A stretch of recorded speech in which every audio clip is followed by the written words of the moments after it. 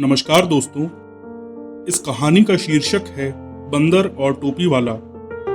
इसी तरह की रोचक, मनोरंजक, मनोहरी और नैतिक दृष्टिकोण वाली कहानियों को सुनने के लिए हमारे channel it's story time official को सब्सक्राइब करें और हमारे वीडियोस को लाइक करें, जिससे हमें आप लोगों के लिए तरह तरह की कहानियां पब्लिश करने की इंस्पिरेशन मिलती रहे। साथ ही कमेंट और शेयर करके हमें सपोर्ट करें। धन्यवाद। आइए कहानी शुरू करते हैं। बहुत समय पहले की बात है। विजयपुर नाम के एक गांव में चंद्रसेन नाम का एक व्यक्ति रहा करता था। वो अपना पेट भरने के लिए गांव-गांव जाकर टोपियां बेचा करता था। वो रोज सुबह एक बड़ी सी टोकरी में टोपियां लेकर निकला करता था और उन्हें बेचकर वो शाम तक अपने घर वापस लौट आता था। एक दिन सुबह वो अपनी टोकरी में रंग बिरंगी टोपियां लेकर घर से निकलता है। एक गांव में कुछ टोपियां बेचने के बाद वो दूसरे गांव की ओर जाने लगता है। दूसरे गांव जाने के लिए उसे दो रास्ते दिखाई देते हैं। एक जो जंगल के बाहर से घूमकर दूसरे गांव की ओर जाता था, जिसमें उसे ज्यादा समय लगता, और दूसरा जो जंगल के अंदर से जाता था, जो कि छोटा रास्ता था। अब क्योंकि वो चलते चलते काफी थक चुका होता है, तो वो जंगल के अंदर से जाने वाला रास्ता चुन लेता है और वो उस रास्ते पर चल पड़ता है। जंगल में उसे एक बड़ा सा बरगद का पेड़ दिखाई देता है। वो सोचता है, क्यों ना इस पेड़ के नीचे बैठकर कुछ देर आराम कर लिया जाए।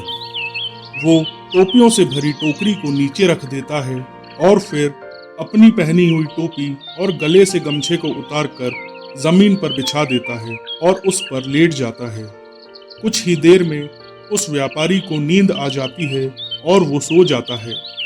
जिस पेड़ के नीचे वो व्यापारी सो रहा होता है, उसी पेड़ पर बहुत सारे बंदर भी रह रहे थे।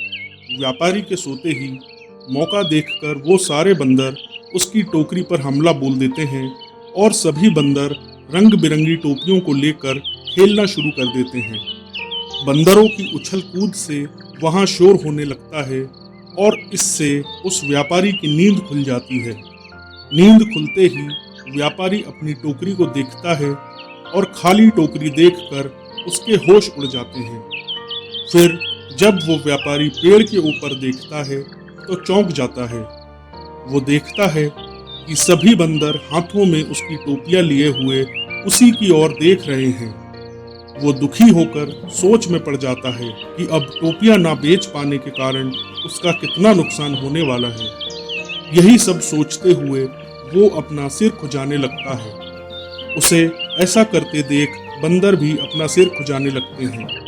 व्यापारी को ये देखकर गुस्सा आ जाता है और वो गुस्से में अपने सिर पर अपना हाथ तेजी से मारता है। देखा देखी बंदर भी अपने हाथ से अपने सिर पर तेजी से मारते हैं। बंदरों को ऐसा करता देख व्यापारी को समझ आ जाता है कि बंदर उसकी नकल उतार रहे हैं। इसके बाद व्यापारी को एक तरकीब सूझती है, जिससे वो अपनी टोपियां उन बंदरों से वापस ले सकता था। व्यापारी सोते वक्त जिस टोपी को सिर के नीचे रखकर सोया था, वो उस टोपी को सिर पर पहन लेता है। देखा देखी सारे बंदर भी झट से हाथों में पकड़ी हुई टोपियां सर पर पहन लेते हैं। इसके बाद व्यापारी सिर पर पहनी टोपी को जमीन पर फेंक देता है, तो बंदर भी व्यापारी की नकल उतारते हुए अपने सर पर पहनी हुई टोपियां जमीन पर फेंक देते हैं। व्यापारी की तरकीब काम कर जाती है और वो जल्दी जल्दी सारी टोपियां इकट्ठी कर लेता है। टोकरी में सभी टोपियों को रखने के बाद व्यापारी वहां से तुरंत उन्हें बेचने के लिए दूसरे गांव की ओर चल देता है। इस कहानी से हमें ये शिक्षा मिलती है कि चाहे हालात कितने भी मुश्किल क्यों ना हो, हमें कभी घबराना नहीं चाहिए। हमेशा शांत रहकर समझदारी से काम लेना चाहिए। कहानी समाप्त। धन्यवाद।